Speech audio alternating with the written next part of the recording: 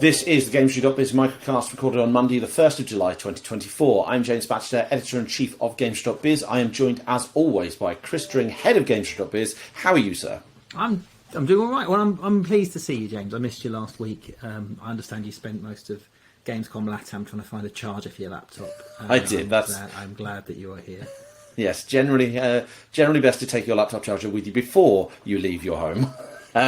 Rather than flying to another continent, checking all of the nearby computer shops to try and find one, and then only finding out that some sort of glitch with the hotel electricity means it only charges some hours of the day. I desperately wanted to record one of these while we were away, but charger issues, intermittent Wi-Fi, busy schedule, it just wasn't happening. Apologise to me, you've got to apologise to the fans of the Microcast. I do apologise to the many fans of the Microcast. But how was Brazil? Let's move on from your tech woes. How was Absolutely. Brazil was great. I didn't see much of Brazil itself, very much one of those kind of airport hotel venue trips, but Gamescom Latam, which I saw a lot of, honestly, it was really promising. So I have no point of comparison. I haven't been to Big Festival, the Brazil Indie Games Festival that preceded this. I haven't been there before. But from what I've seen, honestly, it really put me in the mood for the main Gamescom. It had that kind of flavour, that atmosphere. It was the equivalent of show floor size was the equivalent of one consumer hall from the Colmess, but there was a really good mix of B2B in there. So you had a B2B area kind of at one side of the floor, but then there was still various kind of B2B booths dotted around the consumer stuff. There was a lot of kind of local presence in terms of state government and regional government, and various kind of authorities had booths there to kind of talk to the industry and talk to consumers about what they're doing in games. There were, I think it was 5, up to 5 stages, and a lot of the talks were B2B as well as consumer. And the way they did the talks was really interesting because it was all done silent disco style. So you had headphones on and you tuned into either the language that they were speaking live, speakers speaking live on stage, or you had live translators. So if the people on stage were talking Portuguese, you had it being live translated into English, and they had sign language people on each stage kind of signing out what's going on. So it was really kind of inclusive event, which I was quite impressed with. And just the lineup, there wasn't much in the way of big heavy hitters. It's not like Gamescom where you go to play all the games that are coming out between August and Christmas. It was still mostly indie games, but there was still some really big stuff. There was the presence that was there. You had Roblox, you had Epic Games Brazil had a big booth where you could play Fortnite and Lego Fortnite and Rocket League and stuff. Nintendo had a booth there, and they were showing off Tears of the Kingdom and Luigi's Mansion 2 and Mario Kart and Princess Peach's Showtime. I found it amazing that the fact that Nintendo was there.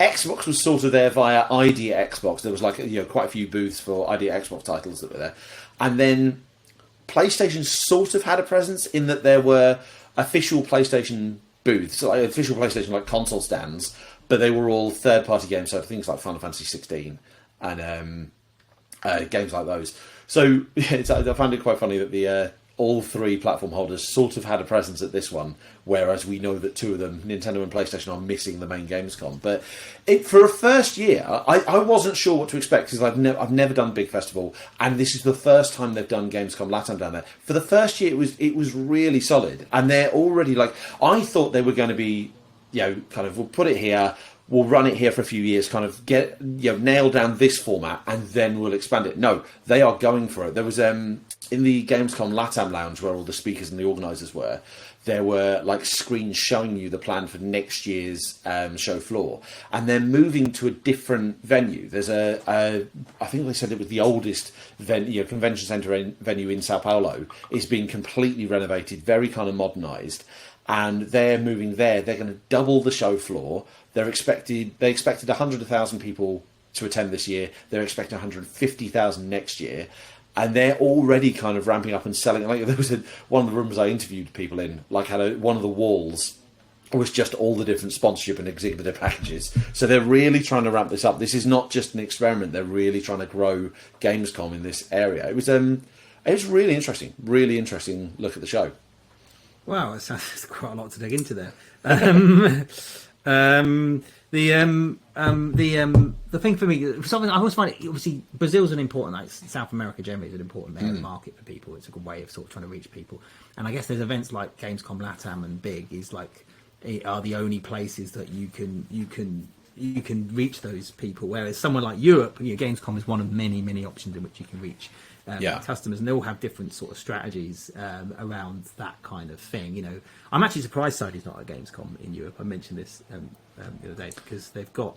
I played Astrobot Summer Games Fest.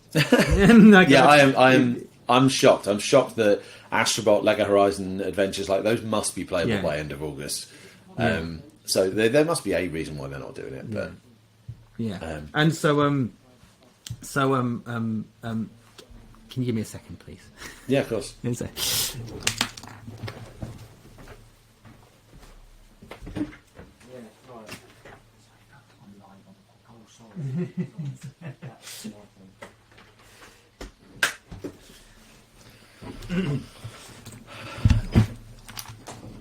What's going on? Conversation going on outside. Okay. Where was I? So anyway, going back to Brazil. Obviously, it's such a key market for those sort of companies, and it's the way to get to them. But I love the comment about biggest. That was great fun. Americas. So I spoke to Gustavo Steinberg, who's the main CEO of Gamescom Latam, like leader of the organising team, and he said to me now that they're really kind of trying to emphasise that this is a global event, not just a regional event. They want to treat it like a global version of Gamescom, and he said that technically with 100,000 people expected to come and more than 1,000 companies in attendance and so forth, they said technically in terms of footfall. With E3 gone, this is now the biggest event in the Americas. To be fair, even if E3 was here, it would be the biggest event. But I think it does speak to, actually, I think the thing that's missing in Americas. I love that. We're talking about this event, but I'm it sort of tells me something about, Europe's different. But the fact there isn't a major US event, really. I mean, PAX West is the biggest one out in North America, and that's less than 100,000 people. They've got Phil Spencer this year. That was announced last week, so that's quite cool. But it's 100,000 people for the North America. That's their biggest show. It's where there's something missing there. But it was good. It seemed like a growing thing. 100,000 people for a one Colmess style hall feels like a lot of people. It certainly got started.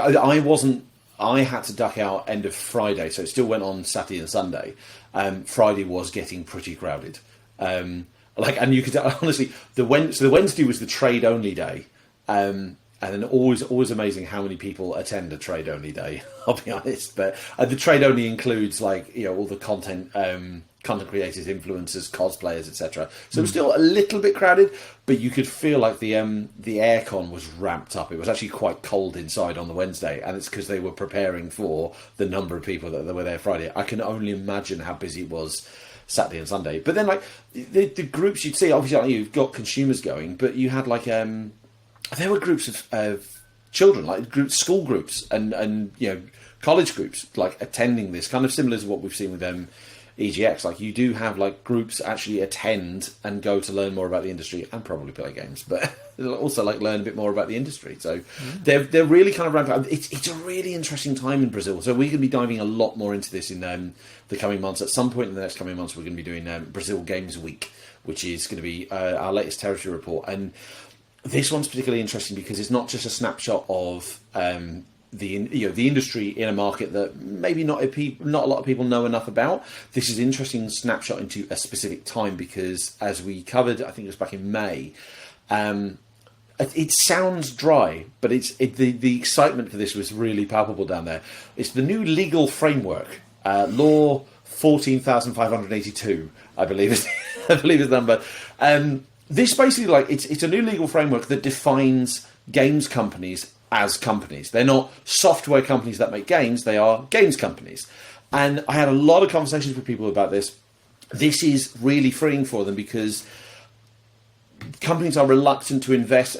Overseas companies and investors and venture capital and so forth have been somewhat reluctant to invest in Brazil because there's no kind of paperwork proof, as it were, of an industry down there, or not a successful industry down there. Like, someone was telling me that there's a lot of companies down there that record a loss, a profit, and then a loss, and it makes it harder to kind of invest down there. Now that they've got the framework, they'll have a proper business registration number. I think it was the CNAE.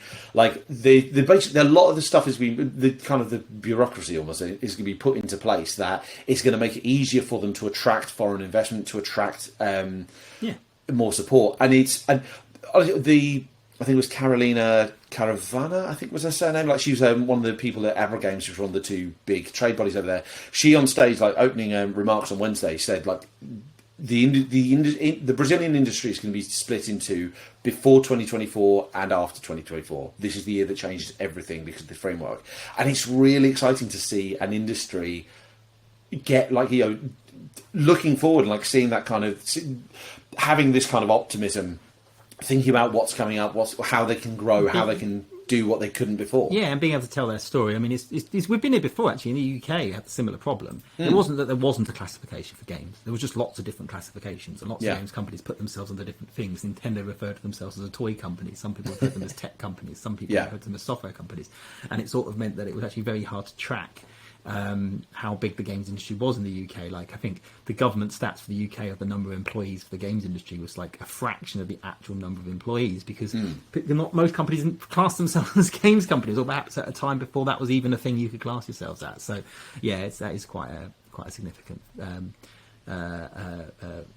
for them. So I'm looking forward to reading all about Brazil in your weekly Brazil Games Week on GamesIndustry.biz. At some point after GI Sprint, which finishes this week. Yes, we're gearing up. Like, the grand finale is in a couple of days, right? So we've got our Xbox AI keynote on Wednesday. AI and cloud. AI and cloud. So I'm looking forward to that session, because I haven't seen it yet, so I'm looking forward to learning. Well, I've just come into my inbox, so I can check it out. Nice. Yes, that's finishing on Wednesday, and then we'll have a big recap on Friday of everything. It's been interesting, like, the whole conversations about, like, making games cheaper, faster, better, I think is what a lot of the industry needs right now. Like, and this is kind of conversations across Sprint and across Brazil. Like, the through line is that, as tough as things are in the industry right now, and they are, this is the toughest I remember things being in the industry. Easily. Like, everyone is looking forward. Everyone's looking what. There's a plan. There's a plan. I feel like people have plans, and it's, when you've got a plan, it feels a little bit less catastrophic. Well, and that's what the GI Sprint has given me, sort of an idea that developers are very much thinking about these things, and they're working on them, and they're developing some tools and stuff. But also, games companies are being, I think, a little bit more mindful, having to work a little bit more intelligently. I like the story this week about. What's the name of the not the Life is Strange developer anymore, but the former Life is Strange developer? Don't Nod Entertainment. I know they are now just Don't Nod. Yeah.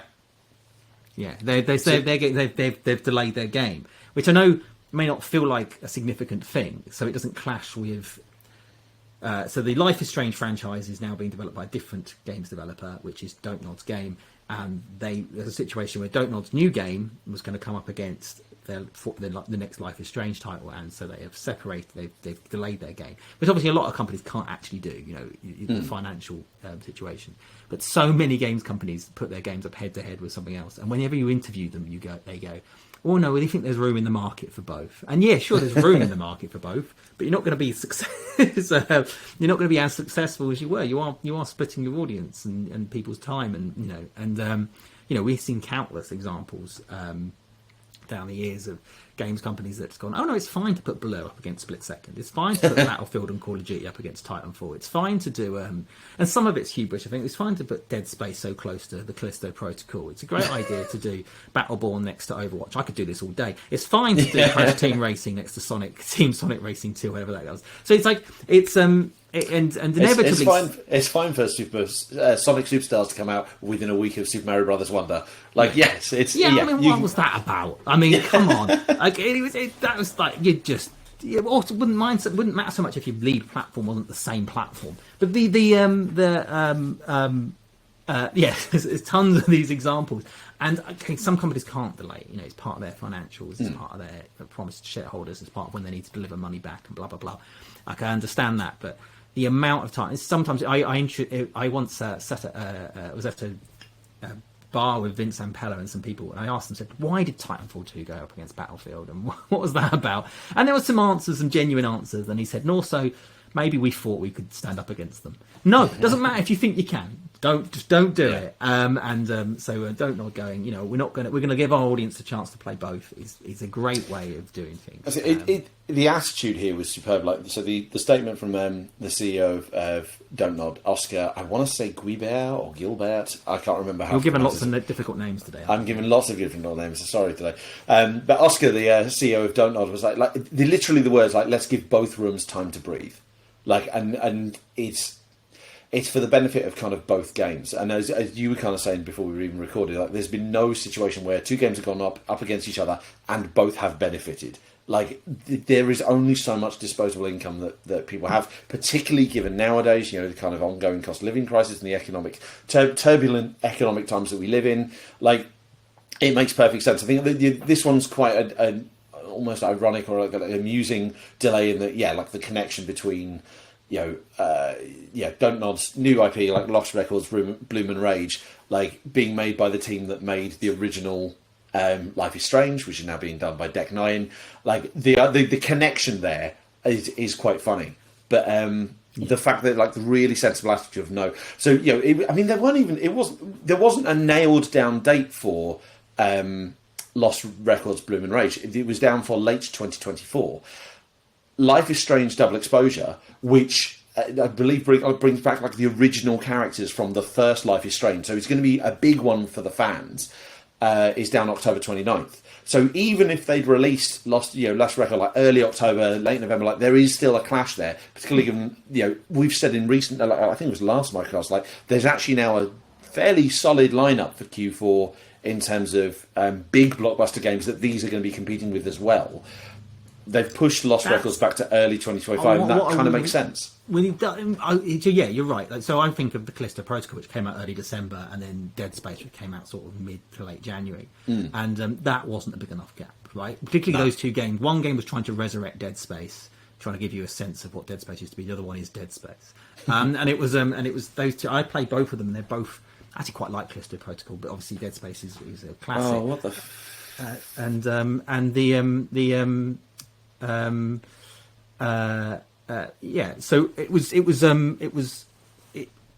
but Callisto Protocol did okay and Dead Space did okay, but obviously I think they would have done a lot better if they were they weren't going head to head to each other. But what I will say is delaying a game is never always the solution. I think it was it Thomas on our podcast a little while ago, Thomas at Remedy, who said if they delayed Alan Wake out of October and pushed it into February, they'd have just gone up against Helldivers 2 instead. Right? You never know what you end up going up against and where you end up you might struggling. But obviously when you've got a game like Life is Strange that's a similar title, then you don't want to compete with them. No, it makes sense. And companies are going. I mean, companies have always had to be very sensible with when they release their titles. Like I believe you wrote a piece years ago. Like, when's the best time to release your game? Like, the answer is like it's really difficult to work that out. But particularly at the moment, particularly with what's going on, like everyone needs to be even more careful with when they release. So it's really interesting to see this. Like, I wonder how many delays we'll see in the next year or so. Like, as we said last week, like, the industry is going to recover. It is going to be on the uptick, but we're still in for a long period of pain. And as you said, not everyone has the luxury of delaying their game. Not everyone can afford to do so. So I'm intrigued to see how many people can do this. Yeah, and I think it's worth noting that, we don't live in a world where everything's just going to sell anymore. I mean, not that we ever lived in that world, but there was a period of time where, things just kept selling, right? And I don't think we're heading back to that world anytime soon. I think you're going to have to fight hard. You have to be smart. Competition's going to be fierce. You have to choose your date wisely. There's a lot, you'd have to do those sort of really difficult publishing things, which is a bit of luck and a lot of hard work and a lot of tactical thinking. You have to do that really well. There was a time maybe 3-4 years ago where you could release the game at the wrong time. You could get the marketing a bit wrong. And you could still get away with it. Whereas now I think there is a real pressure on getting it all right. And even if you get it all right, doesn't mean you're going to win either. So it is tough. But it's, perhaps, it's going to be difficult. But making smart choices, like making sure that your game doesn't go up against, the successor to your previous game is a smart move. It's a very, very smart move. I am going to wrap us up there, I think, partly to keep this short and partly because I just don't trust technology anymore. This is the third, if this episode makes it out, this is the third attempt at recording it, and even then I'm not 100% sure it's going to make it to your ears. For all I know, Chris's recording is working and mine is not, so you might not even be hearing this. So we are going to break it up there. We are going to be back next week with the Microcast as usual. Please do keep your ears tuned to the ears tuned. Keep your eyes peeled to the GamesIndustry.biz podcast. Eyes tuned and your ears peeled. Eyes tuned and your ears peeled. Keep an eye on the GamesIndustry.biz podcast feed because we are uploading the GI Sprint sessions there. They are all available as podcasts. You've got 2 more to go. One at the time of recording, you've got 2 more to go. We've got the Xbox AI Cloud keynote, and we have a session about life without layoffs with Jesse Shell from Shell Games. It's a good conversation, so please do listen to that. In the meantime, you can get more news, analysis, and insight into the world behind video games at GamesIndustry.biz. We will see you next week.